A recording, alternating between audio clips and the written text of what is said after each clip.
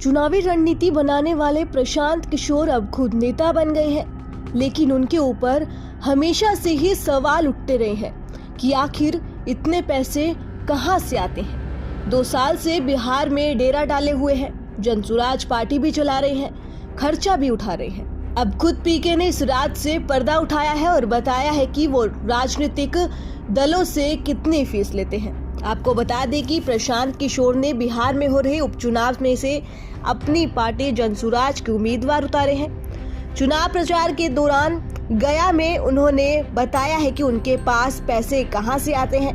दरअसल कुछ लोग उन पर आरोप लगा रहे थे कि उन्हें बीजेपी फंड कर रही है और वो बीजेपी की बी टीम है।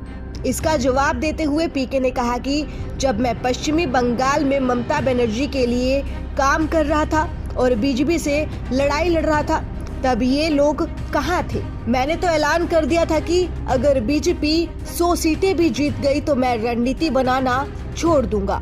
अगर मैं बीजेपी की बी टीम हूँ तो ममता बनर्जी के लिए काम क्यों करता। पीके ने आगे कहा कि मुझे कमजोर मत समझो, देश के 10 राज्यों में सरकार बनाने में मेरा हाथ रहा है। मैं राजनीतिक पार्टियों को सलाह देता हूं और इसके लिए मैं इतना पैसा लेता हूं जितना बिहार से किसी ने सोचा भी नहीं होगा।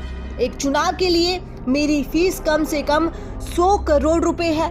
अब आप खुद अंदाजा लगा सकते हैं कि मेरे पास पैसा कहां से आता है। प्रशांत किशोर ने ये भी कहा कि जो लोग जनता का पैसा लूटकर अपना घर भरते हैं वही मुझ पर आरोप लगा रहे हैं। खासकर मुसलमानों में अफवाह फैलाई जा रही है कि मैं बीजेपी से पैसे लेता हूं। मुझे अपना घर भरने के लिए जनता से पैसे लेने की जरूरत नहीं है। इस बयान से साफ हो गया है कि प्रशांत किशोर चुनावी रणनीति बनाने के लिए मोटी रकम वसूलते हैं।